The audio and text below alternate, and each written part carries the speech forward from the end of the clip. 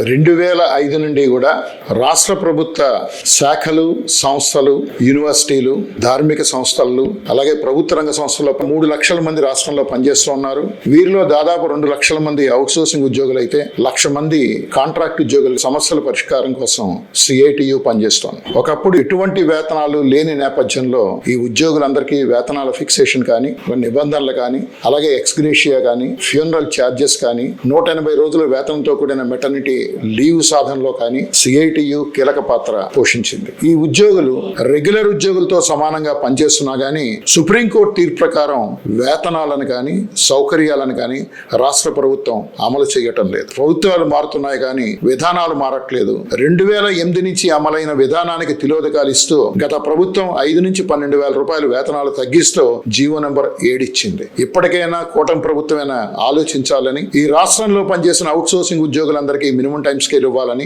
ఇతర పారిశ్రామిక ప్రాంతాల్లో పనిచేస్తున్న కాంట్రాక్ట్ వర్కర్స్ వల్లే వీళ్ళకు కూడా DA సౌకర్యం కల్పించాలని చెప్పి CITU డిమాండ్ చేస్తోంది. ఇవాళ ప్రభుత్వ పథకాలు నేషనల్ హెల్త్ మిషన్, సమగ్ర శిక్ష, వెలుగు, ఉపాధి హామీ, నేషనల్ మెంటల్ హెల్త్ ప్రోగ్రామ్, ఆయుష్, ఇటువంటి అనేక స్కీమ్స్ లో పనిచేస్తూ ఉన్నారు ఉద్యోగులు. కాబట్టి స్కీమ్స్ లో పనిచేసిన ప్రతి ఒక్కరు కూడా MTS అమలు చేయాలి, అందరినీ కూడా రెగ్యులర్ చేయాలి. 62 సంవత్సరాలకి రిటైర్మెంట్ వయసు పెంచాలని చెప్పి CITU డిమాండ్ చేస్తోంది. రిటైర్ అవుతున్న వాళ్ళకి రిటైర్మెంట్ బెనిఫిట్స్ ఇవ్వాలని కూడా చెప్తోంది.